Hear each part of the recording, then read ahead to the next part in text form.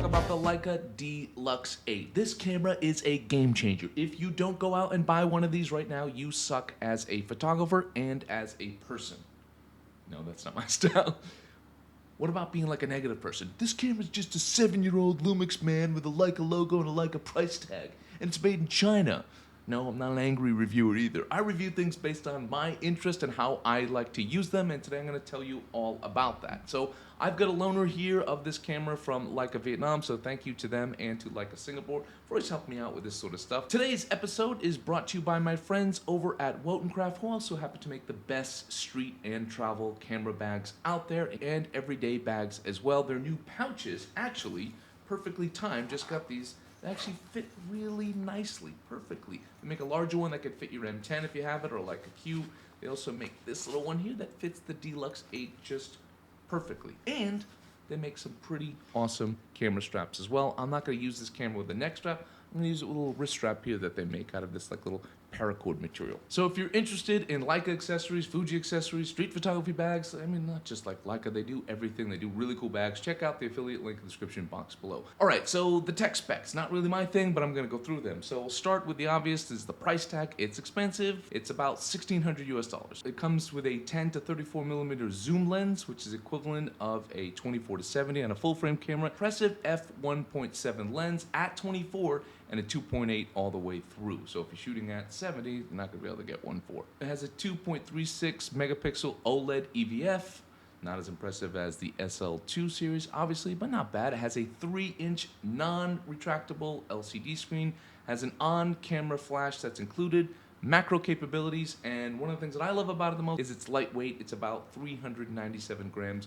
with the battery inside. It has the updated Leica menu system, which is just a beautiful design with touchscreen capabilities. It has that Leica dial and tactile and textural feel to it.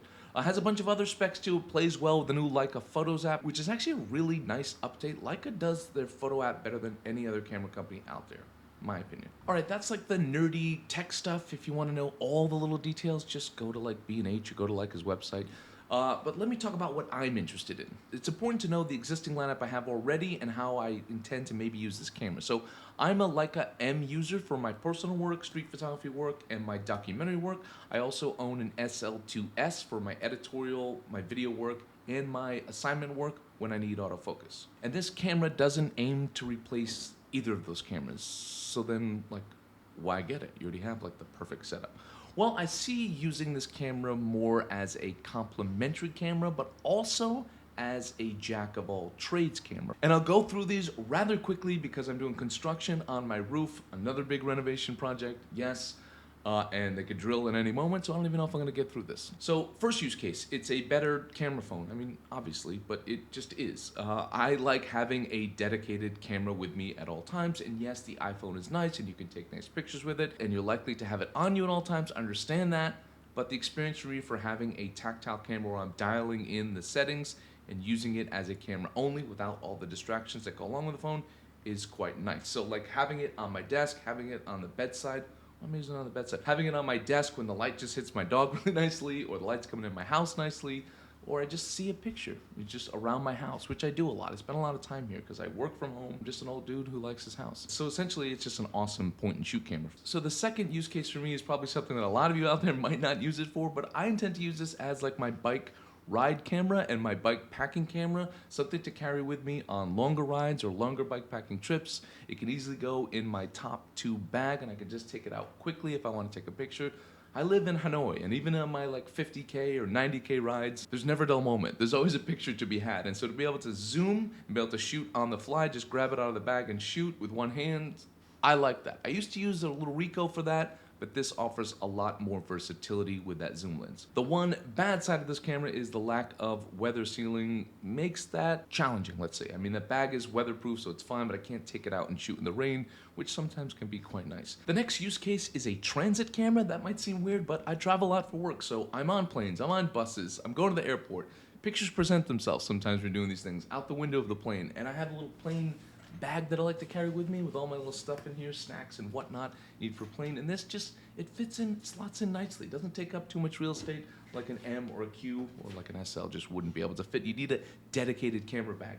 For this camera, you don't. Having a camera on me at all times is something my professor, my old professor at San Francisco State, ingrained in me, and just have it with you, take it with you everywhere, and so you're ready when a picture presents itself. So this camera is perfect for that. So the next use case is aimed more at professionals, but a scouting camera. You might be like, what is that? I do a lot of commercial shoots. Even tomorrow I'm heading to Tokyo for a big 2-week sort of lifestyle commercial shoot for a big client. The local production team will send me scouting pictures ahead of time. We'll talk about those in the meetings, but before I actually do the shoot, it's several days, and before I bust out the big guns and all my gear, we do a scouting trip ourselves with myself and my assistant and the client and the local production team. We walk around the scene and we check things out, and I look for opportunities. I look for things that I can't always just see with other people's scouting pictures. So having a little camera like this that I can take around, because we don't have a ton of time, we're looking at all these different locations, but to be able to have a zoom and sort of frame up how I might see the shots with my lineup of fixed lenses and be able to look at those for reference for myself or reference for the production team or reference for the client or the creative director, just get an idea of how some of these shots might work when we go out and shoot and take all the big equipment out with all the lighting. It's very useful for that. So if you're a person that does a lot of commercial shoots, it's a great little scouting camera. The next use case is having it as a backup camera. I'm a person who shoots with one camera at a time, typically, but since I'm a professional, I need a backup with me always when I travel. So not saying this could work for like a backup for a commercial shoot like the one I just mentioned, but in a pinch, as a backup to my M10D on a personal project, or if I need autofocus or I need a macro shot, or I'm shooting everything on my fixed 35, but there's a shot that I could use a zoom to be able to have that range and to be able to have that backup, to be able to have that peace of mind to have that camera with me is quite nice. I can see it also sort of chilling out and hanging out with my SL2S on assignment if I need it to be sneaky or something goes wrong with that camera. Rather than carry like 2 bulky cameras with me for the rare time I need the second one, I can have this little camera with me, and it doesn't take up much space and it doesn't take up much weight at only 397 grams. And the last use case for me is as an affordable monochrome camera. I know it's not the same as a monochrome sensor, I get that, but you could just dial in black and white settings, use one of their black and white built-in filters, and make this a fun little monochrome camera. Go out and shoot just in black and white, be able to preview it just in black and white, and obviously you'll have the color option there as well, but it's fun that way. I can't justify a fully dedicated monochrome camera. I can't justify the price of it. Here, this could be fun. So some comparisons worth noting, because I know a lot of you out there might be making a decision of buying this camera compared to either like a Q, or maybe a Ricoh GR3, or a Lumix S9, or the Fuji X106, I think it's called. Okay, here are my thoughts. I don't have a ton of experience with those cameras, but I know them a little bit. I've owned different versions of those cameras at different times. So I'll start with the GR3. I love that camera. I did a whole episode about that camera. It's one of my most successful episodes ever. I absolutely love that camera for a long time. But the D-Lux 8 fills more gaps for me, offers me more flexibility. The GR3 with its fixed lens falls too close for me to my M10D, or if you had just a Q3, it's very similar to that, just smaller. So I shoot with my M10D with a 35mm, so GR3 just doesn't make sense for me. And it's slightly smaller, the GR3, so some people that might be better. It's like truly a pocketable camera. This one, let's call it somewhat pocketable. But again, that range is nice, that menu system's nice. Even though it's slightly bigger and a lot more expensive, it offers me a lot more versatility. But that, again, that's because I have an M10D and I use the M10D in a similar fashion as I would use the GR3 as like a street photography camera. And the same goes for the Fuji X106. It's just too close to me to the M10D. So if you don't have that and you want just a fixed street photography camera, you like shooting with a fixed lens, it's a great option. But again, that's not how I'm going to be using this camera. So the GR3, the Fuji X100, and even the Lumix S9, and I know Nikon and Sony and make other cameras that might compete with this, but I don't know those cameras well. It's not worth it or fair for me to talk about that stuff. Now, you might consider this camera instead of a Q3, and I've used the Q3 and it's a great camera, but it just doesn't make sense considering my existing lineup. The D-Lux 8 has a lot more use cases for me compared to the Q3. It fills a void in my lineup for all the things I mentioned. It's not replacing my M10 or SL2S. It's more like a sidekick to them. The Q3 is a fantastic camera. It just doesn't slot into my existing lineup well, so no need for me. This Playful little camera does. So let me finish off with some pros and cons. So let's start with the pros. For me, the Leica design, both the exterior and the menu system, that matters to me. I love the tactile feel.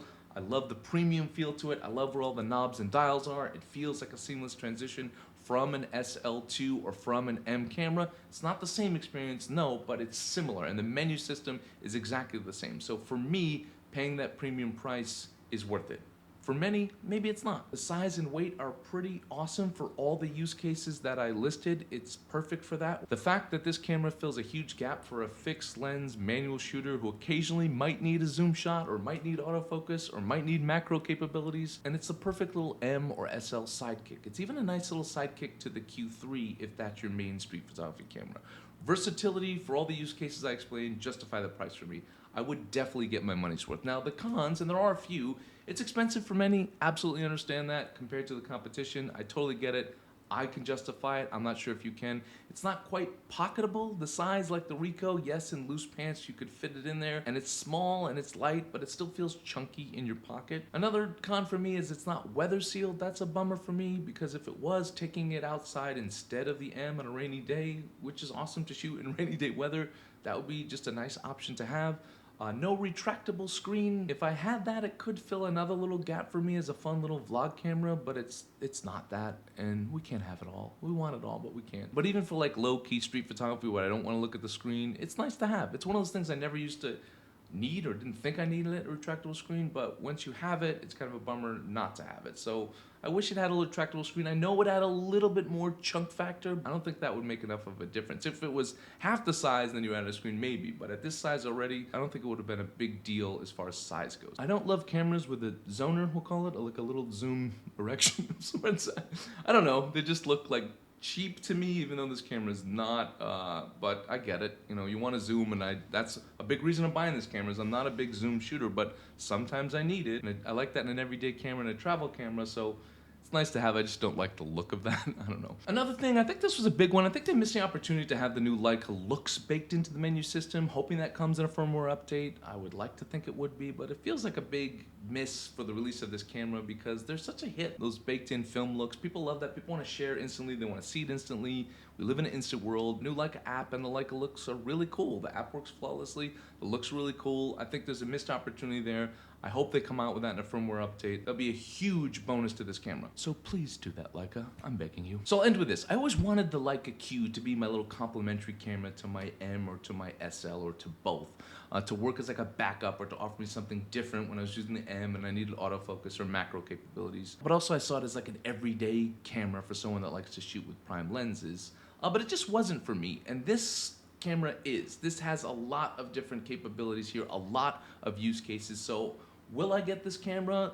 Absolutely. I would love to actually take it with me right now to Japan. Maybe I will and use it because I've got that scouting, I'm traveling, it fills all those gaps. I can think of a handful of use cases just on this little trip that I'm going on.